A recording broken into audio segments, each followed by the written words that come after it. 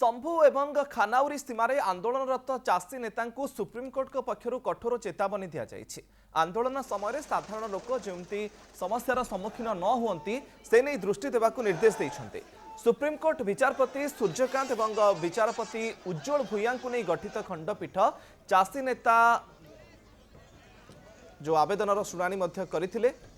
खंडपीठ आवेदन को अग्राह्य करने सहित परवर्ती समय आवेदन करने को परामर्श देते। कृषकों दिल्ली चलो शोभायात्रा पूर्व पुलिस दिल्ली नोएडा सीमार लगी ब्यारिकेड को हटाई देछि।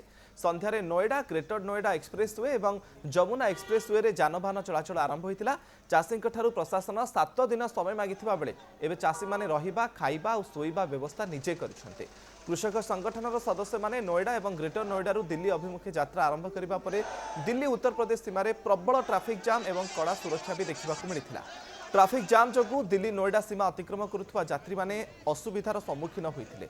भारतीय किसान परिषदर नेता सुखबीर खलीफा कृषक मानक पई नूतन कृषि आईन अधीन क्षतिपूरण एवं सुविधा दाबी एक शोभायात्रा घोषणा करथिले। एहाकू किसान मजदूर मोर्चा केएमएम संयुक्त किसान मोर्चा एसकेएम एवं अन्य कृषक संगठन समर्थन करथिले।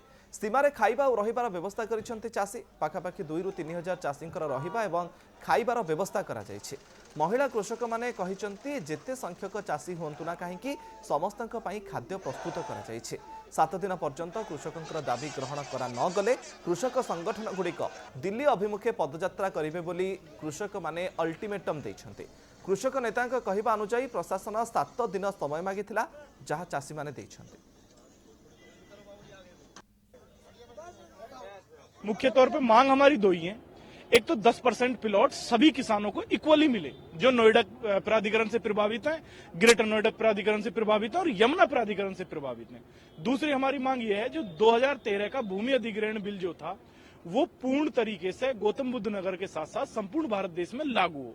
ये दो ही मांग है। इसके इतर छोटी मोटी और भी बहुत सारी मांगे जैसे आबादी का निस्तारण, वो उन बातों को लेकर के हम अभी नहीं चल रहे हैं। हाई पावर कमेटी में उन चीजों की चर्चा हो चुकी है। मुख्य हमारी अब ये दो ही मांग।